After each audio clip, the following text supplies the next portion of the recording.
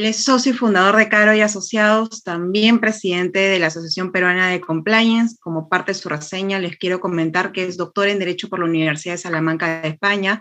Tiene distintos estudios postdoctorales que avalan su expertise y es autor de múltiples libros y artículos especializados en materia penal, procesal, penal y de compliance. Le doy el pase entonces, doctor Caro, para que pueda iniciar su ponencia. Gracias.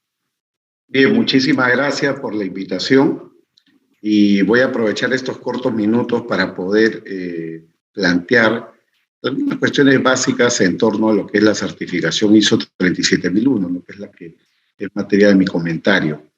Yo en particular voy mucho sobre la cuestión, denme un segundo por favor que necesito confirmar algo acá, un segundo. Ya, ahí se ve, listo. Voy mucho sobre el tema del valor financiero y no financiero, la certificación ISO 37001, ¿no? Y yo creo que como punto de partida hay que tomar en cuenta esto, ¿no? Este es un extracto del survey, el informe, digamos, del sistema ISO, el último que se ha difundido el año pasado en septiembre, pero en relación al año 2020, ¿no? Y claro, hice una indexación para ver cuáles eran los países que tenían más certificaciones ISO 37001, ¿no? Y es interesante descubrir que el Perú es el segundo país con más certificaciones ISO 37001 a fines del año 2020. Todavía las cifras del 2021 no se han difundido, pero el Perú es el segundo país con más certificaciones. Si vemos el detalle, Perú cuenta a fines del 2020 con 307 certificaciones ISO en 351 lugares, ¿no? Después de Italia. Italia tiene 789 y certificaciones en 3.104 lugares, ¿no? Bueno, esto es relativamente importante porque lo que revela es que la certificación ISO 37001 tiene bastante acogida en nuestro país, tiene un valor en consecuencia, o debiera de tener un valor, y vamos a discutir sobre cuál puede ser este. Y por otro lado, hay que tomar en consideración que digamos, algunos de los países que están en la lista y que uno podría considerar como de altos niveles de cumplimiento no están, digamos, dentro de ese ranking, ¿no? Porque si nosotros vemos, tenemos primero Italia, Perú, luego está Indonesia, México, bla, bla, bla, pero si vamos, por ejemplo, a España está en el puesto 8 o el Reino Unido está en el puesto 12, ¿no? Y si buscamos Estados Unidos está bastante más abajo, ¿no? Bueno, ¿y por qué? Porque creo que esto confirma la regla muy conocida en compliance, según la cual a mayor, ¿no? A mayor cultura de la legalidad, menores riesgos, ¿no? De incumplimiento. Por lo tanto, menores controles y la regla inversamente proporcional, la regla según la cual a menor cultura de la legalidad son mayores los riesgos y por lo tanto son malos controles. Entonces, podríamos decir en cierto modo que acá en el Perú, tenemos más controles porque hay mayores riesgos de incumplimiento, mayores riesgos de ilegalidad, ¿no? Y es también interesante destacar que la certificación ISO no solamente es adoptada por las entidades privadas, sino también por el Estado, ¿no? Ya se ha puesto el ejemplo hace un momento de Ocitran. Son ejemplos prácticos de public compliance, ¿no? Compliance a nivel del sector público. De hecho, a fines del año pasado, FONAFE emitió una directiva a las empresas que están bajo su supervisión o control, empresas del Estado me refiero, indicando que debían de instaurar programas de cumplimiento. Esto del public compliance no es nuevo, proviene por lo menos desde el año 2018, donde el Ejecutivo dictó normas para promover la integridad a nivel del sector público como una política general, ¿no? Promoviendo que las diferentes entidades públicas tengan programas de cumplimiento. Claro, y eso se traduce en estos tiempos a prácticas anticorrupción. Y prácticas anticorrupción que se relacionan directamente con la ISO 37001. Ahora, ¿de qué nos sirve esto, no? Más allá de estar en un ranking o más allá de poder, digamos, tener la estrellita en el pecho y decir, tengo una ISO, he logrado, tengo un esfuerzo acá dado. Normalmente esto se vende, y ya lo he mencionado en otros foros, esto se vende generalmente asociado al tema del impacto legal, ¿no? Mucho se dice, oye, ten tu norma ISO, tu certificación, ten tu programa de cumplimiento caminando, Porque si un día tienes que enfrentar un proceso, entonces ese día que enfrentes un proceso, con la norma ISO, la certificación, puedes acceder a un atenuante o a un eximente de responsabilidad, ¿no? Me estoy refiriendo a la eximente del 17.1 de la ley 3424. Bueno, esto es algo que yo lo tomaría como una verdad a medias. Tengo varios trabajos escritos en los últimos años en torno a lo que es la prueba del compliance, dentro de lo que puede ser un proceso penal o un proceso legal en general. Y no es una prueba sencilla, ¿no? No es una prueba sencilla. Es decir, tener una certificación ISO 37001 no es una garantía, no es una garantía de que no te van a sancionar, porque la valoración, digamos, el examen de un programa de cumplimiento para saber si es que éste puede dar lugar a un eximente ante un caso concreto, depende de muchos parámetros que podríamos nosotros ver, por ejemplo, en los lineamientos, ¿no?, dados por la SMB el 31 de marzo del año pasado para la implementación de los programas de cumplimiento. Como sabemos, la ley 3424 señala que el fiscal está en el deber de pedir un informe a la SMB que tiene carácter pericial en torno a la eficacia del programa de cumplimiento en un caso concreto, ¿no? Y eso ha generado muchas confusiones porque algunos fiscales han creído que le pueden pedir al SMB informes cada vez que hay un proceso anticorrupción contra una empresa, y no es así, ¿no? Eso solamente procede cuando una empresa alega dentro del proceso penal que tiene un programa de cumplimiento y decide someterlo al test o al análisis del Ministerio Público y a través de de la SMB, ¿no? Hace pocos días salió un informe en gestión con fuentes de la SMB donde se destacaba que la SMB hasta el día de hoy no ha emitido ningún informe técnico en relación al valor o la valía, digamos, de estos programas de cumplimiento. Y en esa medida, el día que lo tenga que hacer, que alguien tenga una certificación ISO 37001 no es garantía de que el programa haya sido eficaz o efectivo, ¿no?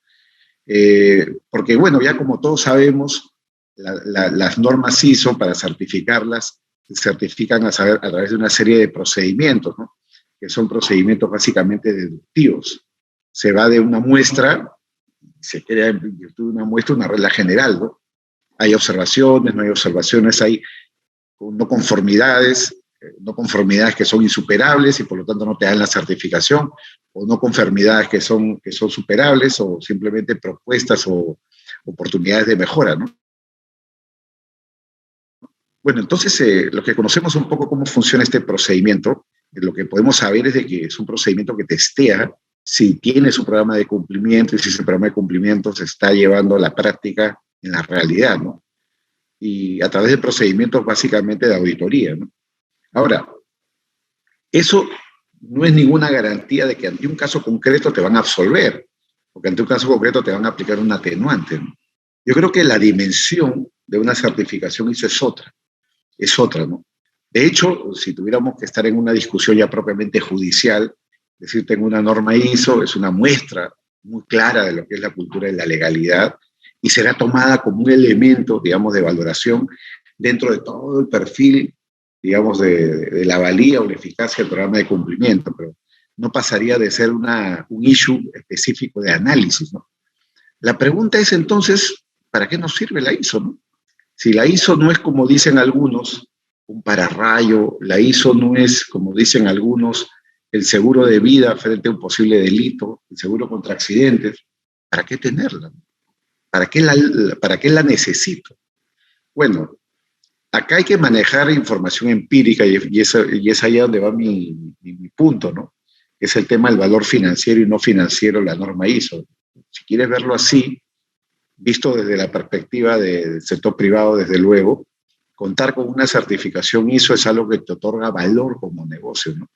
No solo pensando en el futuro delito que se pudiera cometer y frente al cual te pudieras defender usando, entre otras herramientas, reitero, no únicamente una norma ISO, una certificación ISO, sino de cara a la actualidad, ¿no?, de cara a lo que es la competitividad, ¿no? Nosotros como abogados, en nuestra experiencia, vemos que cada vez los clientes son muy exigentes respecto al cumplimiento de las buenas prácticas empresariales, ¿no?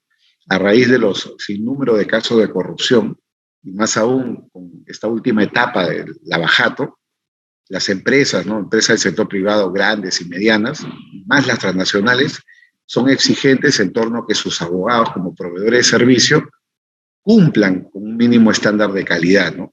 Y ese estándar de calidad tiene que ver, en este caso concreto, hablando de la ISO, con el cumplimiento de prácticas anticorrupción. Entonces, tenemos que seguir todo un proceso de due diligence, ¿no? Para ser contratados. Y desde luego, antes que nos contraten, llenar en un formato y decir que tienes una certificación ISO 37001 es de gran utilidad, ¿no? Porque es un valor añadido, significa que una empresa está apostando por la cultura de la legalidad y un cambio organizacional, ¿no? Ahora, en el caso nuestro, nosotros obtuvimos como Carve Asociados una certificación ISO en el año 2018, ¿no? Esta certificación ISO la hemos mantenido en el tiempo. Pasamos la auditoría al año del 2019, la auditoría del 2020, y en el 2021, julio del año pasado, hemos obtenido la ISO 37001 por segunda vez, ¿no? Tenemos ahora que pasar una auditoría cada año, así hasta completar el tercer año y volver a pedir la certificación. En paralelo, nosotros este año 2022, nos hemos sometido también al proceso para obtener la certificación ISO 37301, ¿no? La ISO 37301 es la que vino a reemplazar la ISO 9600, es la del Sistema General en Compliance, ¿no? Y eso ha sido muy interesante para nosotros como ejercicio, no solamente, digamos, organizacional, sino también legal como abogados, ¿no? Tratar de hacer un match, ¿no? Tratar de compatibilizar las reglas de la ISO 37301, que son las reglas generales, de lo que podríamos denominar la gramática del compliance, la norma general del Sistema General en Compliance 37301, con una norma específica que obedece, digamos, a la misma estructura como la ISO 37301 anticorrupción. Entonces hemos hecho match, hemos tratado de simplificar los documentos, hemos simplificado la matriz de riesgos hacia una sola, no dos matrices, sino una sola matriz de riesgos. Los manuales, procedimientos y políticas también se han unificado. Lo que quiero decir con esto es que la certificación 37301 a nosotros nos ha significado una grandiosa oportunidad de mejora, ¿no? Ahora mismo tenemos entonces a nivel de nuestra organización caminando un sistema de cumplimiento perfectamente adaptado al sistema 37301 y 37001. Y claro, entonces, ¿cuáles son esas estructuras, ¿no?, que uno tiene que definir para lograr la certificación, ¿no? En materia antisoborno, que es lo que ahora estoy comentando, ¿no? Tienes que definir cuáles son los alcances del sistema, la parte de la gestión de riesgos. Ahí la colega que me ha antecedido ha expuesto, digamos, algunos lineamientos en torno a lo que es un mapa de riesgos en la organización en la que ella trabaja, pero igual, claro, gestión de riesgos es básicamente el mapa, ¿no? Para mí ese es el core. Siempre me preguntan en la clase qué es lo más importante del compliance. Bueno, uno puede decir muchas cosas, ¿no? Pero para mí lo más importante se traduce en un buen mapa de riesgos. El mapa de riesgos es el factor clave, es la arquitectura. Si tienes un mal arquitecto, la casa no levanta o la casa está bajo riesgo. Tienes que tener un buen arquitecto para armar un buen mapa de riesgo. Tienes que tener tus políticas de cumplimiento, tus procedimientos de control por procesos y áreas, fijar tus objetivos, las competencias del personal, la parte de formación y toma de conciencia, las evidencias de todos esos procesos, las auditorías internas o externas, los informes de función de cumplimiento y alta dirección, los controles de no conformidades, ¿no? Cuando hay no conformidades tienes que controlarlo. Y nosotros la verdad que ya desde 2018 a la fecha hemos documentado muchos incidentes, ¿no? Muchos incidentes que no son incumplimientos graves, sino son incumplimientos del sistema. Muy bien. Y vamos nosotros registrando y generando oportunidades de mejora en lo que es todo el sistema de gestión de riesgo, ¿no? Y para ello, digamos, llevamos un registro de incidencias correspondiente. Ahora, para los que no saben, ¿no?, ¿cuáles son las etapas del proceso de certificación, ¿no? Las etapas son básicamente dos. Hay una etapa de revisión documental y hay una etapa de entrevista, ¿no?, aplicación práctica, ¿no? La primera implica una revisión puramente formal, que tengas los documentos, que acreditan la existencia del programa de cumplimiento. Y lo segundo es una auditoría, podríamos decirlo así, de campo, ¿no? Porque se tiene que ver si el programa se está llevando a cabo en la práctica, si el programa realmente se está efectuando o aplicando, ¿no? El programa de cumplimiento. Y si logra pasar estas dos etapas satisfactoriamente, sin perjuicio de oportunidades de mejora, se puede producir una decisión de certificación que sería positiva, ¿no? Claro, estás apto para la certificación, ¿no? Acá tenemos nosotros los certificados que hemos obtenido en su momento, tanto el que se obtuvo en el año 2018 por 3 años, como hacia la derecha el que obtuvimos en el 2021 también por 3 años, ¿no? Pero eso implica tener una auditoría cada año para poder mantener la certificación, ¿no? Ya pronto tendremos en nuestras manos nuestro certificado de la 37301, que ya está en proceso de emisión. Ahora, algunos beneficios, digamos que podríamos decir formales, ¿no? Tienes derecho al uso de la marca de la certificadora, es un elemento diferenciador del mercado. Esto implica una mejora en la imagen de la empresa como productos y servicios, ¿no? Tener este sello de calidad genera mucha confianza, ¿no? Entre los clientes y partes interesadas, como he mencionado hace un rato, y es una evidencia tangible de la presencia de una cultura de cumplimiento y prevención, en el caso nuestro, cargo de asociados, ¿no? Y esto es algo que, como un tablero de control, ¿no? Nos permite controlar las vulnerabilidades de cada área y proceso de la organización frente a los riesgos relacionados con los temas antisoborno. En el caso de los abogados, que ejercemos la profesión, que estamos en contacto con funcionarios, es un tema súper sensible para los clientes. Y como podrán ustedes ver, son cosas que ya las estamos gozando hoy día. O sea, no hace falta que haya un incidente, no hace falta que haya un proceso, que haya una denuncia. Si estás pensando en tener una certificación para tener un seguro de vida, la verdad que estás pensando en un muy largo plazo o algo que tal vez nunca suceda, ¿no? El beneficio lo puedes gozar ya directamente si tienes la certificación por las razones que estoy explicando, ¿no?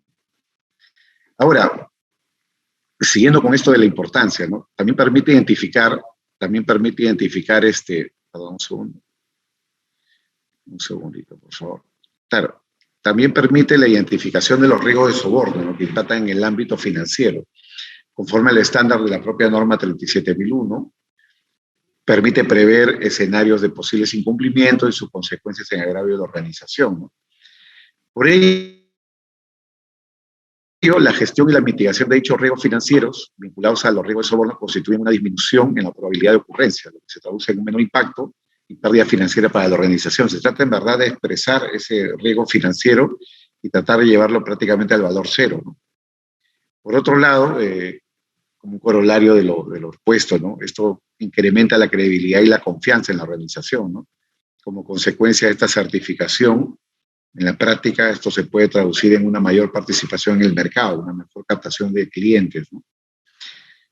Y hablemos un poco del valor no financiero, ¿no? En el caso nuestro somos, como ya he mencionado en varias ocasiones, la primera firma de abogados, ¿no? En obtener estas dos certificaciones, tanto la 37001 como la 37301. Mis colegas abogados no son muy adeptos a las reglas internas en su organización. No les gusta mucho tener un oficial de cumplimiento que pueda reportar incidencias de manera directa ante una autoridad o al máximo órgano de dirección de la empresa. No existe a nivel de los abogados una expansión de cultura de cumplimiento, y eso es un diferencial, ¿no? Un diferencial que se hace notar, por ejemplo, en todos los directorios internacionales, ¿no? Por ejemplo, Lear League, en el año 2022, que es una empresa que ranquea abogados desde París, ha reconocido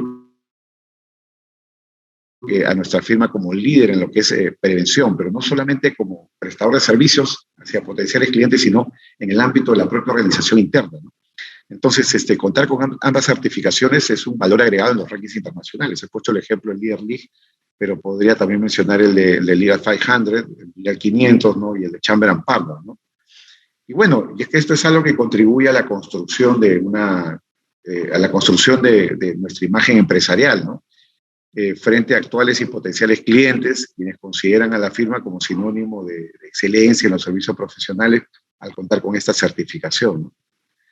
Ahora, siguiendo con esto el valor no financiero, también esto permite la identificación de las obligaciones legales de la organización, ¿no? Con un enfoque de prevención de actos de soborno o la implementación de procedimientos procedimientos en toda la organización para la prevención de incumplimientos, ¿no?, de soborno, y así como la disminución de esas contingencias por posibles ocurrencias de incumplimiento, demandas, resoluciones de contratos, multas, etc. También la identificación de la estructura organizacional de la firma, ¿no? Nosotros estamos cambiando constantemente nuestra organización, ¿no? Más aún en tiempos, digamos, de innovación. Nosotros tenemos, por ejemplo, un laboratorio de innovación desde el año 19, perdón, con la finalidad de crear, digamos, nuevos, mejoras dentro del servicio, mejoras dentro de los procedimientos internos y mejoras, digamos, en los canales de gestión al cliente, ¿no? Y esa es la razón por la cual nosotros permanentemente estamos monitoreando cómo es la estructura de nuestra organización para ir adaptando constantemente a las necesidades que este laboratorio pueda identificar, ¿no? Bueno, también se permite a los miembros de la propia organización el conocimiento horizontal y vertical de la firma, ¿no?, así como la distribución de responsabilidades, ¿no? Hay mayor predictibilidad en la delegación de tareas, hay una identificación idónea de las responsabilidades de los miembros de la firma en cuanto al cumplimiento de lo que es el sistema de gestión antisoborno. Y por último, ya con esto voy terminando, para nosotros es fundamental, ¿no?, mantener, digamos, en línea la certificación, porque llevada a la práctica, en verdad es un gran valor añadido, tanto en el frente interno como en el frente externo, ¿no? Ya en el frente externo he mencionado muchas cosas, ¿no? Las relaciones con los clientes, las relaciones con los proveedores, la posibilidad de tener mayor participación en el mercado, la posibilidad de poder, digamos, homologar tus procedimientos con los procedimientos que se exigen por parte de empresas transnacionales, por ejemplo, para la contratación de proveedores, pero también en el frente interno, que es lo que también quería reflejar. En el frente interno se respira cultura de la legalidad, ¿no? Se respira constantemente la necesidad de manejarnos, digamos, dentro de lo que es la línea de las políticas anticorrupción o las políticas de cumplimiento en general. Muchas gracias por la invitación. Esto es lo que he querido compartir y según lo acordado, quedo ya ahora mismo atento para las preguntas, ¿no?, de ser el caso, dado que como estoy fuera de Lima, voy a tener que retirarme tras las preguntas. Gracias. Muchas gracias, doctor Caro. Y como bien menciona el doctor, agradecemos que por favor a través del chat nos puedan canalizar. De hecho, le voy a ir comentando algunas de las preguntas que nos están haciendo. Básicamente tengo aquí unas 3. ¿Qué opina usted acerca, sobre la importancia de la ética profesional de un postulante en una selección de personal? Es lo que nos han colocado aquí en el chat del Grupo Uranio. Sí, vamos a ver. Yo creo que acá hay que tener mucho cuidado, porque la ética tú no la puedes ponderar en una entrevista personal ni en un proceso de reclutamiento, ¿no?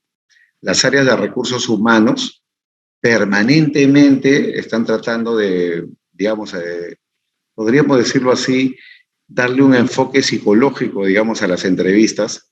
Ven, verifican, digamos, las acreditaciones que pueda tener, digamos, el postulante, pero también hacen informes internos, ¿no?, sobre la personalidad del postulante, sobre, digamos, su comportamiento en las redes sociales.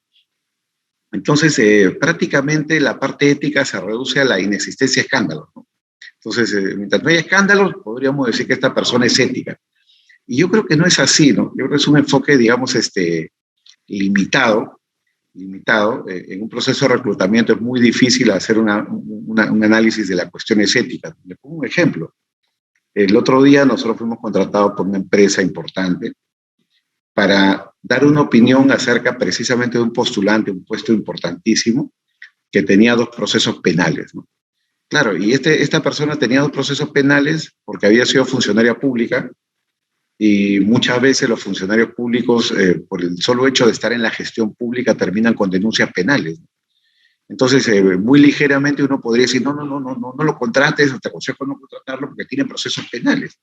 Pero hay que recordar que acá en el Perú y en la mayoría de los países civilizados de la cultura occidental rige la presunción de inocencia.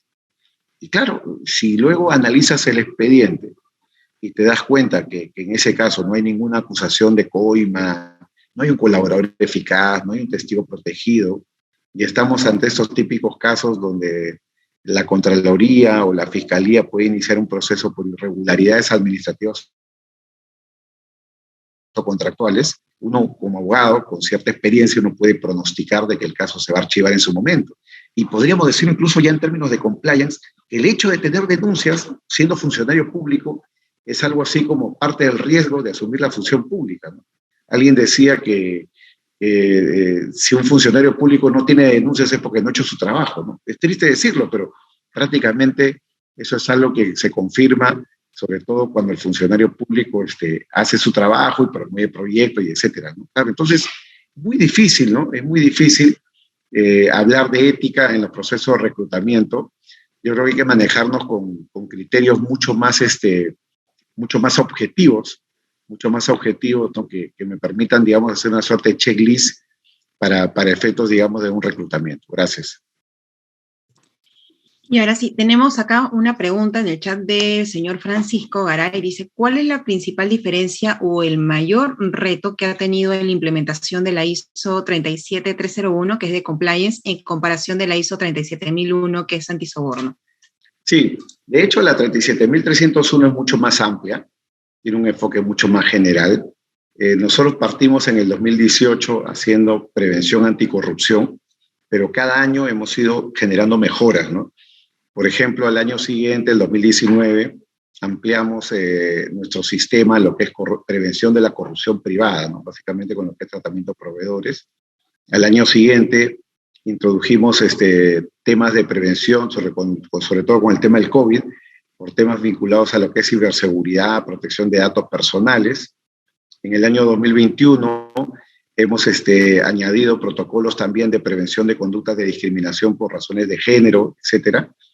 Y todo eso hemos tenido oportunidad ahora de traducirlo y englobarlo en un gran modelo general que es el modelo de la 37301. Es algo así como que tenemos ahorita un rompecabezas completo, muy bien, alrededor del marco de la 37301, donde una de las piezas es la 37001, anticorrupción, ¿no? Recordemos que hay acá una relación de género-especie.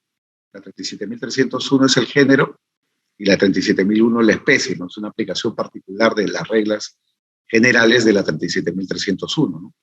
Y es en ese contexto donde, respondiendo a la pregunta, el reto principal para nosotros está crear la cultura de cumplimiento en el día a día con los colaboradores, ¿no? Creo que es el tema central. Y para ello, nosotros tenemos un enfoque de behavioral compliance, ¿no? Es decir, compliance desde la perspectiva de la ciencia del comportamiento, ¿no? Cómo ir encaminando en el día a día a los colegas, a los colaboradores, dentro de lo que es el mundo del cumplimiento corporativo, ¿no? Y esto es algo que tiene que explicarse no solo con la comprensión del derecho penal, el derecho sancionador, el derecho laboral o la ética empresarial, ¿no? Sino que hay que ir básicamente a lo que es psicología social, ¿no? Y es ahí donde hay muchas cosas trabajadas a nivel del mercado, herramientas que te pueden permitir, digamos, contar con un menú de opciones para ir encaminando a tu organización dentro de lo que debe significar el cumplimiento. Vamos a responder ahora, doctor Caro, la última pregunta es, ¿considera usted que el oficial de cumplimiento tiene un rol de toma de decisiones para la toma de acción en el caso que se detecte o sospeche sobre algún incumplimiento en la empresa? Desde luego que sí, ¿no? A ver, sabemos que hay dos modelos de cumplimiento, los modelos de aplicación, digamos, obligatoria, por ejemplo, que tienen los bancos. Los bancos no pueden decidir si tienen o no compliance, lo tienen que hacer, si no estarían incurriendo en una infracción. Y en ese tipo de casos ya hay un canal de whistleblowing creado, es decir, de denuncias internas, ¿no? El whistleblowing que existe es el reporte de operación sospechosa. Un oficial de cumplimiento de un banco, por ejemplo, que aprecia que hay una operación sospechosa, tiene que hacer un reporte a la UIF, es decir, a la Unidad de Inteligencia Financiera, la SBS, ¿no? A través de un sistema web que se suscribe. Muy bien, pero en el caso de la 37001 o la 37301, eso no existe, ¿no? Eso no existe. Lo tienes que crear, ¿no? Y ahora con la 37002, que es la de gestión de canales de denuncia, el tema está mucho más claro, ¿no? Tú tienes que tener un canal de denuncia, pero que termine en algo, porque una de las críticas que yo siempre he hecho a los sistemas ISO 37001, como la 37301, es que están preparados para la paz, pero no para la guerra, ¿no? Es decir, son reglas de cumplimiento para cumplir, pero ¿qué pasa cuando hay incumplimiento, no? Bueno, entonces tienes que hacer un tratamiento interno pero ¿cómo respondes a la incidencia, no? Te la guardas, vas donde un fiscal, vas donde un juez, reportas a la alta dirección. ¿Qué pasa si la alta dirección está comprometida en el tema? Lo que tiene que haber es predictibilidad, protocolos. En el caso nuestro, el tema está simplificado de esta forma. Somos una organización pequeña. El oficial de cumplimiento del 2018 tiene la potestad, si él lo cree conveniente, de denunciar el caso directamente al Ministerio Público, a la Fiscalía. Esta es una regla que nos hemos impuesto y la tenemos escrita y certificada como tal. Es bien agresiva, ¿no? Normalmente alguien no quisiera eso, yo tampoco lo quisiera, pero es lo que corresponde. Si el oficial de cumplimiento aprecia que hay un delito, no tiene a quién escalarlo, lo tiene que escalar al Ministerio Público, porque decidir si hay un delito o no, no es competencia de la alta dirección ni de la gerencia, sino es competencia exclusiva y excluyente de la Fiscalía. Segundo ejemplo, ¿no? ¿Qué pasa si hay riesgo de incumplimiento del sistema? Es decir, no riesgos penales, sino incumplimiento del sistema por parte de un miembro de la alta dirección. Nosotros hemos creado incluso un mecanismo que permite tercerizar la decisión, ¿no? Contratar como una suerte de árbitro para que tome una decisión, por ejemplo, si el infractor es un gerente o si el infractor es un socio de la organización o de la empresa, ¿no? ¿Por qué? Porque, digamos, entre socios no se van a castigar, entre gerentes no se van a castigar, no se van a sancionar, o torongo no come torongo.